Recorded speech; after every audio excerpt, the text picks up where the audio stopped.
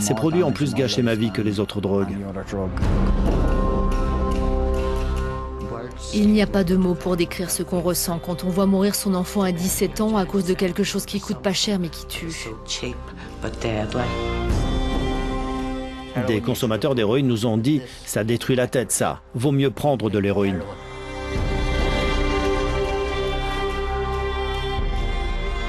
Il y a un an, à Belfast, Adam Owens a été retrouvé mort après avoir consommé des nouveaux produits de synthèse, des drogues qui imitent les effets des substances interdites. Elles sont légales, mais bel et bien létales.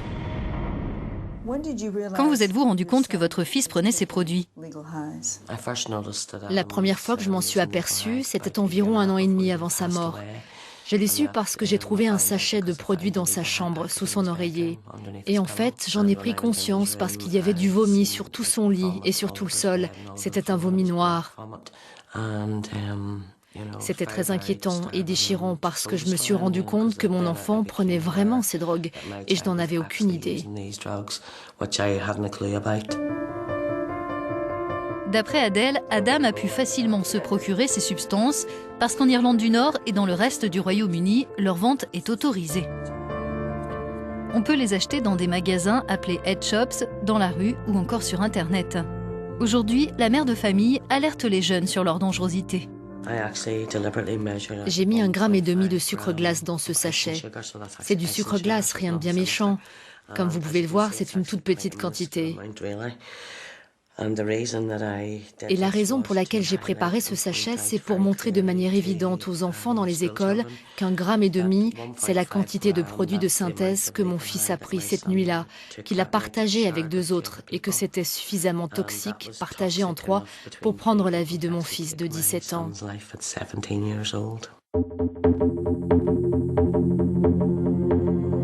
Sur ces images diffusées par la police britannique, on découvre l'emprise de ces substances qui reproduisent les effets de la cocaïne, de l'héroïne, de l'ecstasy ou du cannabis, entre autres. Aujourd'hui, elles inondent le marché européen. Au Royaume-Uni, elles ont fait 115 morts l'an dernier, c'était 4 il y a 7 ans. K2 Black Edition, Fury Extreme, Happy Joker Blueberry, MXC. Ce sont tous des produits légaux, mais on ne sait pas ce qu'ils contiennent. Et sur l'emballage, c'est indiqué impropre à la consommation humaine.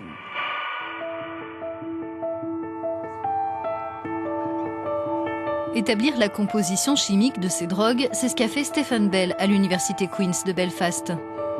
Son équipe a mis au point une nouvelle technique d'analyse rapide de ces substances psychoactives.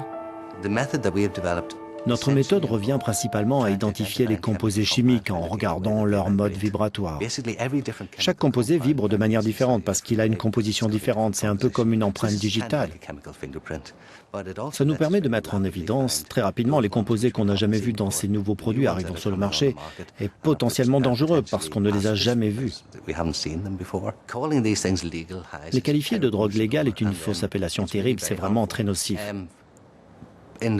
Beaucoup de produits saisis contiennent des substances interdites, donc ils sont tout bonnement illégaux et ils n'ont jamais été analysés par quiconque.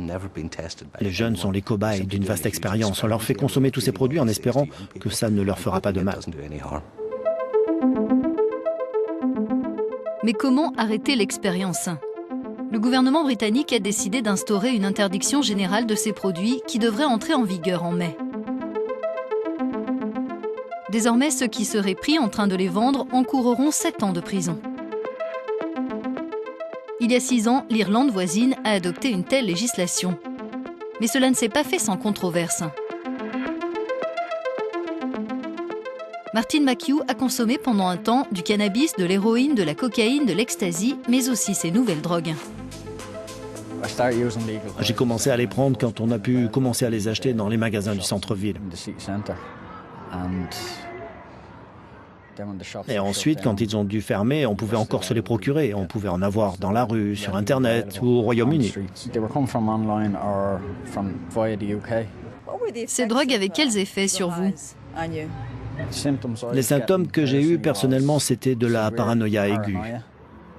J'avais l'impression d'avoir des fourmis partout. Le trip durait entre 36 et 72 heures. Et il n'y avait rien qui pouvait interrompre les effets. Pourquoi avoir continué de les prendre? Je ne peux pas vous dire pourquoi je les prenais encore et encore. Parce que je sais que je suis un drogué. Tim Bingham a étudié les conséquences de l'interdiction générale sur la consommation de ces produits en Irlande. Pour lui, la législation a entraîné la fermeture des magasins, mais les affaires continuent sur Internet et dans la rue. Donc là, on a une substance légale, encens à base d'herbe K2. Ça coûte 7 livres 95. On peut voir qu'il y a différentes sortes. On peut en acheter 1 gramme, 3 grammes, 6 grammes. On va dire qu'on va prendre 2 paquets comme ça. On va voir ce qu'on doit faire. On n'a même pas à s'enregistrer ou quoi que ce soit. On peut payer de manière anonyme et la commande vous est envoyée chez vous le lendemain. Ces produits peuvent être achetés sur Internet parce que les serveurs ne sont pas situés en Irlande. Donc là où les serveurs sont situés et où les sites sont basés, ce n'est pas illégal de vendre ces substances. On sait que les gens continuent d'acheter ces produits. Dans notre enquête sur l'emploi étudiant l'an dernier, 19% des étudiants interrogés en avaient acheté eux-mêmes ou par l'intermédiaire d'amis.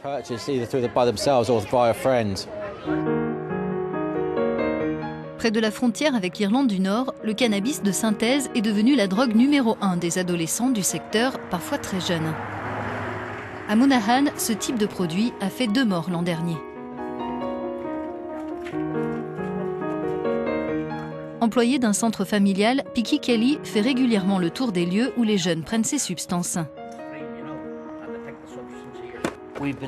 On a récupéré des emballages de ces produits et il y en a beaucoup de sortes. Et en fait, pour celui-là, des consommateurs d'héroïne nous ont dit qu'ils préféraient consommer de l'héroïne de manière régulière plutôt que de prendre ce produit.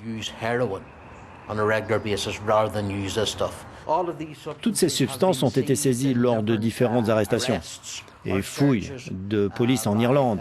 Et jusqu'à présent, aucune poursuite n'a été engagée pour possession de ces produits. Donc à l'heure actuelle, la législation que nous avons en Irlande ne remplit pas ces objectifs. Au Royaume-Uni, la prochaine interdiction générale de ces drogues obligera ces magasins à cesser leur activité. Ici aussi, certains doutent de l'efficacité de la mesure. Aujourd'hui, plus de 100 nouvelles substances de ce type font leur apparition en Europe chaque année. Quand je suis allé me faire tester pour l'héroïne dans mon centre de soins pour obtenir de la méthadone, mes analyses sont revenues positives aux amphétamines et à la cocaïne, alors que je n'avais pris aucun de ces produits.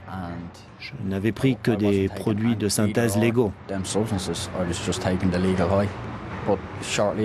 Mais peu de temps après, ils n'apparaissaient plus parce qu'il a été dit que ces nouveaux produits ne se voyaient plus dans le sang ou dans les urines.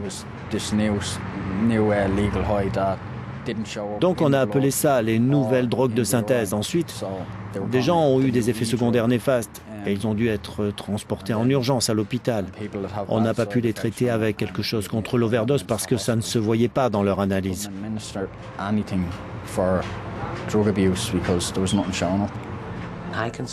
Comment quelque chose d'aussi mortel, ignoble et toxique peut-il être considéré comme légal, alors que cela tue nos enfants, et les adultes aussi, parce qu'il n'y a pas de différence à faire entre les consommateurs. Les enfants sont plus vulnérables parce qu'ils sont amenés à penser qu'ils ne craignent rien parce qu'on dit qu'elles sont légales. Je suis vraiment écœurée.